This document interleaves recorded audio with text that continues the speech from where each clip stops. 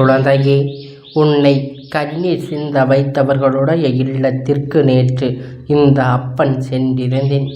அங்கு நான் கண்ட காட்சியானது மிகவும் வியப்பாக இருந்தது. நான் எதற்காக முதலில் அங்கு சென்றேன், அங்கு என்ன நடந்தது என்பதனை எல்லாம் இந்த அப்பன் உனக்கு தெளிவாக சொல்லிவிடுகின்றேன். அப்பன் சொல்லி முடிக்கும் பொழுது இந்த செய்தி உனக்கு நான் எதற்காக கொண்டு வந்திருக்கின்றேன் என்பதையெல்லாம் நீயாகவே புரிந்து கொள்வாய். என் செல்ல பிள்ளையே, முதலில் அப்பனுடைய வாக்கினை கேட்பதற்கு முன்பாக ஒரு விஷயத்தை நீ தெளிவாக புரிந்து கொள்ள வேண்டும். அது என்ன தெரியுமா?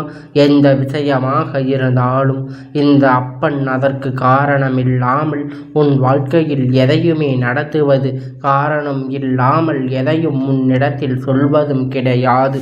என் அன்பு குழந்தையே, இந்த வாழ்க்கையில் உனக்கு நான் சொல்கின்ற எல்லா விஷயங்களும் உனக்கானது என்பதனை நீ புரிந்து கொள்ள வேண்டும்.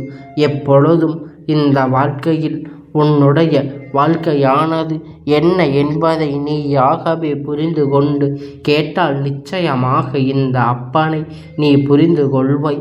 என் தங்கமே, உனக்கு கண்ணீர் வர வேண்டும். உன்னுடைய பலவீனம் என்னவென்று தெரிந்து கொண்டு உன்னோடு இருக்கின்றவர்களோடு அதிகமான அளவில் உன்னை காயப்படுத்திய கண்ணீர் சிந்த வைத்தவர்கள் அல்ல என் தங்கமே.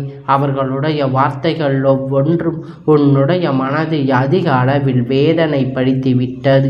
எதைக்காக என் பிள்ளை கண்ணீர் சிந்தினாய் உன் முன்னாடி எடுத்து வந்து இருக்கின்றது. இதுதான் உன் பலவீனம் என்று அவர்கள் நன்றாக தெரிந்து வைத்திருக்கின்றார் அல்லவா?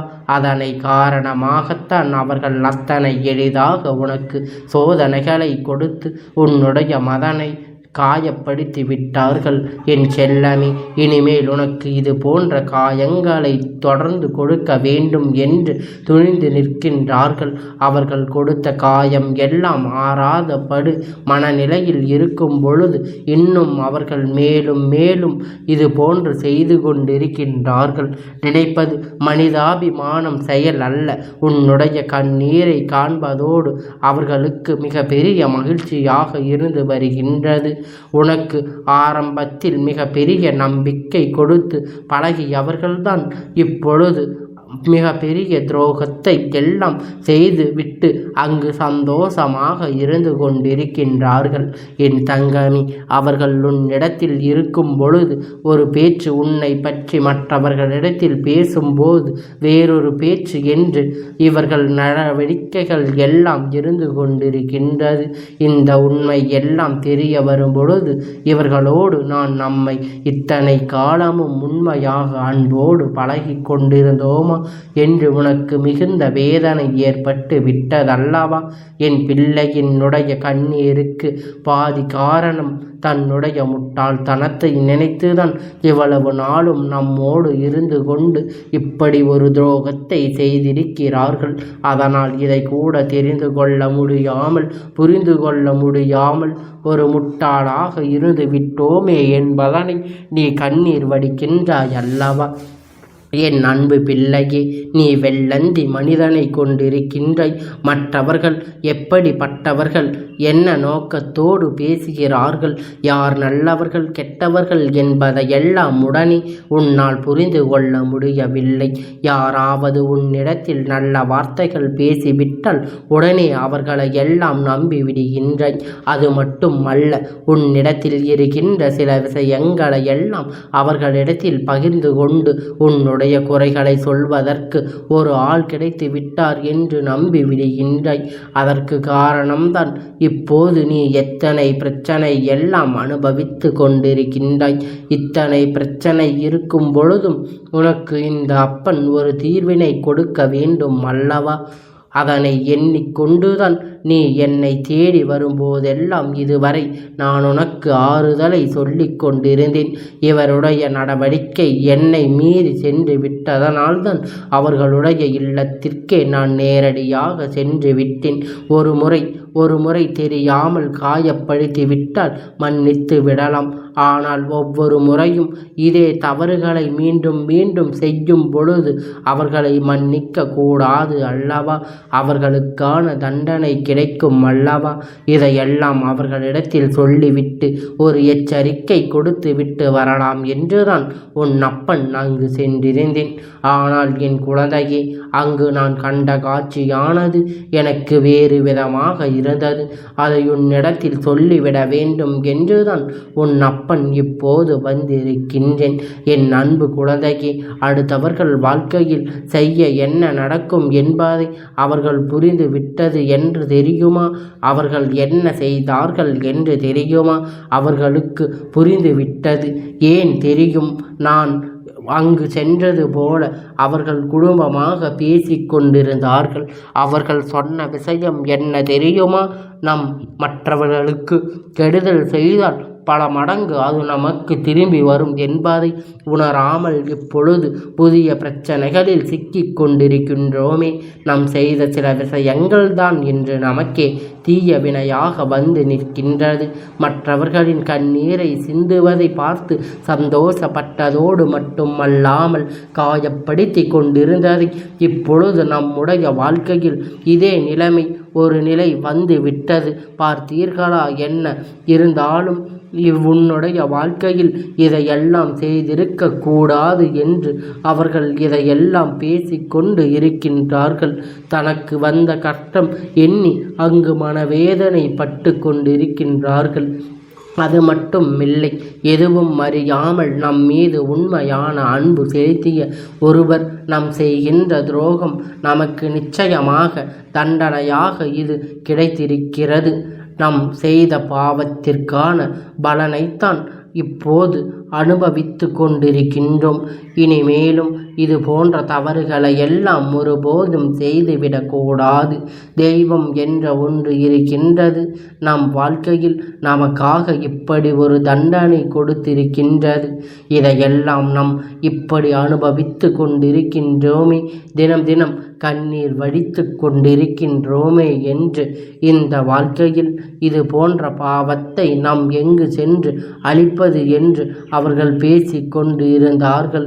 என் தங்கமே, அது மட்டுமல்ல, உனக்கு அவர்கள் செய்த துரோகத்திற்கு உன்னிடத்தில் மன்னிப்பு கேட்க வேண்டும் என்றெல்லாம் அங்கு பேசி கொண்டு இருந்தார்கள். நானும் அங்கு அவர்களை பழி வாங்குவதற்கு, அவர்கள் செய்த தவறுக்கு தண்டனை கொடுப்பதற்கு சென்றிருந்தேன். ஆனால் அதற்கு வழியில்லாமல் அவர்களை மன்னிக்கும் ஒரு மனநிலைக்கு வந்தது என் செல்லமே. அவர்கள் மனதுக்குள் மிக பெரிய ஒரு விபத்தை கொண்டு வந்து விட்டார்கள். அது என்ன தெரியுமா? அவர்கள் செய்தது எத்தனை பெரிய தவறு என்பதை புரிந்து கொள்ள தொடங்கிவிட்டார்கள். இது போன்ற மேலும் நம் எந்த ஒரு தவறுகளும் செய்துவிடக்கூடாது. அப்படி செய்தோமானால் தெய்வம் நம்மை ஒருபோதும் விட்டு விடாது என்பதை அவர்களாகவே புரிந்து கொள்ள தொடங்கிவிட்டார்கள். எல்லா தவறுகளையும் யாரோ செய்திருக்கும் பட்சத்தில் அவர்களை பழி வாங்கி இருந்தால் கூட பரவாயில்லை. மீது தவறு இருக்கும் போது அதை திருத்திக் கொள்ள வேண்டும். அது மட்டுமல்ல, நம் மீது உண்மையான அன்பும் பாசமும் வைத்திருக்கின்ற, நம்மை தொடர்கின்ற எத்தனை பெரிய துரோகத்தை இப்படி யோசிக்காமல் செய்துவிட்டோமே என்று எண்ணி அவர்கள் அங்கு கண்ணீர் வடித்து கொண்டிருந்தார்கள். என் தங்கமே, தண்ணீர் உண்மையானதா? கண்ணீரை கண்டதும் அது பொய்யானதா என்று நான் நினைத்தேன். அல்ல, அது இதுவும் தெய்வத்தை ஏமாற்றுவதற்கா என்று கூட நான் யோசித்தேன். இவர்கள் பேடுகின்ற நாடகமா என்று சந்தேகம் எனக்கு வந்தது. அப்பன் அதனை நன்றாக சோதித்து பார்த்து விட்டேன்.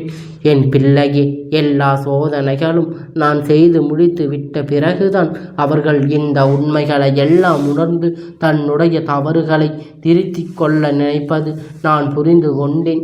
என் செல்லமே, வாழ்க்கையில் எல்லோரும் திருத்துவதற்கான ஒரு காலகட்டம் இருக்கும்.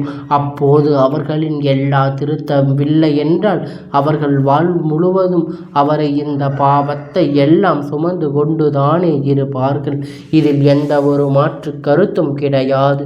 நான் தவறுகள் செய்தது இயல்புதான். மனிதர்கள் எல்லோரும் ஏதாவது ஒரு சூழ்நிலையில் தவறுகளை இயல்பாக செய்து விடுகின்றார்கள். ஆனால் அது தவறு என்று தெரிந்து பெற்ற பிறகு அந்த பாதையில் மீண்டும் வந்துவிட வேண்டும் அல்லவா? இதையெல்லாம் அவர்கள் வாழ்க்கையில் அனுபவிக்க வேண்டிய வேதனைகள் என்று அவர்கள் யோசித்து கொண்டிருக்கின்றார்கள். சோதனைகள் யார் தடுத்தாலும் நிறுத்திவிட முடியாது. எத்தனை தெய்வங்களை வணங்கினாலும் அதுவெல்லாம் மனதுக்குள் இருந்து அதனை எடுத்துவிட முடியாது. கொடுத்து கொண்டுதான் இருக்கும். எல்லாம் என் பிள்ளை, நீ செய்கின்ற எல்லா விஷயங்களையும் அவர்கள் உன் வாழ்க்கையில் உனக்கு நல்லதை செய்ய வேண்டும் என்று நினைக்காவிட்டாலும் கூட உன்னிடத்தில் மன்னிப்பையாவது கேட்டுவிட வேண்டும் என்றுதான் நினைக்கின்றார்கள். அதனால்தான் இந்த காலம் இந்த சூழ்நிலையில் எல்லாம் நானே உருவாக்கி கொடுக்கப் போகின்றேன். என் பிள்ளையே, உன்னுடைய மனதில் என்ன இருக்கின்றது? உன்னால் இதையெல்லாம் நம்ப முடிகின்றதா இல்லையா? உனக்கே ஒரு குழப்பம் இருக்கின்றதல்லவா? என் செல்லமே, எப்பொழுதும் அடுத்தவர்களின் வார்த்தைகளை நீ எப்பொழுதும் உன்னுடைய மனதுக்குள் மிக பெரிய நம்பிக்கையை பதிப்பினை ஏற்படுத்தி கொள்ளாதே. தீயவர்கள் பேசுகின்ற வார்த்தைகளையும் நீ எப்பொழுதும் அவர்கள் விடுகின்ற சாபங்களையும் அவர்கள் சொல்கின்ற கடுமையான சொற்களையும் அவர்களுக்கான அதிகமாக பாதிப்பே தவிர உன்னை அது ஒன்றும் செய்துவிட முடியாது. ஏனென்றால் தீய எண்ணங்கள் மனதில் இருப்பவர்கள்தான் அப்படி வார்த்தைகளை எல்லாம் பேசி முடிக்கிறார்கள். அப்படி என்றால் எண்ணங்கள் ஒருவருக்கு எப்படி இருக்கின்றதோ அப்படிதான் அவர்களின் வாழ்க்கையும் அமையும். நல்ல எண்ணங்களை இவர்கள் மனதுக்குள் வர இருக்கிறது என்றால் அவர்கள் தீய எண்ணங்களை எல்லாம் விட்டு விடுவார்கள். தீயது மட்டுமே அவர்களுக்கு மனதுக்குள்ளே இருக்கும். அவர்கள் நினைக்கின்ற எல்லா விஷயத்திலும் அவர்கள் நல்லதை நினைத்தால் மட்டும்தான் அவரின் எண்ணத்தில் நல்லது நடக்கும். தீயது மட்டுமே நடக்கும். இல்லை என்றால் அவர்கள் தீய விஷயத்தை நினைக்கும் பொழுது தீய விஷயங்கள் தானே அவர்களுக்கு ஏற்படும். அவர்கள் மனதுக்குள் இதையெல்லாம் குற்ற உணர்ச்சியாக நினைத்து புழுங்கிக் கொண்டு வேதனையை அனுபவித்து போகின்றார்கள். என் அன்பு குழந்தையே, தன் செய்த தவறை என்று தெரிந்துவிட்ட பிறகும் யார் ஒருவர் தெய்வத்து கொடுக்கின்ற வாய்ப்புகளை எல்லாம் சரியாக பயன்படுத்தி கொள்ளாமல் மேலும் மேலும் தவறு செய்கின்றார்களோ அவர்கள் காலம் முழுவதும் வாழ்க்கையில் நிம்மதியை ஏற்படாமல் அவர்கள் வாழ்க்கையில் மோட்சத்தை அடையாமல் தான் இருப்பார்கள் என்பதை நீயாகவே உணர்ந்து கொள்ள வேண்டும். என் பிள்ளையே, உனக்கு நல்ல நேரம் ஆரம்பித்து விட்டது. இனி உனக்கு சூழ்நிலைகள் எல்லாம் நல்லதை மட்டுமே ஏற்படுத்தி கொடுக்கும். நீ எதற்காக வருந்தி நிற்காதே. தவறு செய்தவர்கள் உன் காலில் விழுந்து இப்பொழுது மண்டியிட போகின்ற நேரம் வந்து விட்டது. என் அன்பு குழந்தையே, இந்த அப்பன் அவருடைய ஆசீர்வாதங்கள் என்றென்றைக்கும் உனக்கு முழுமையாக கிடைத்து கொண்டே இருக்கும்.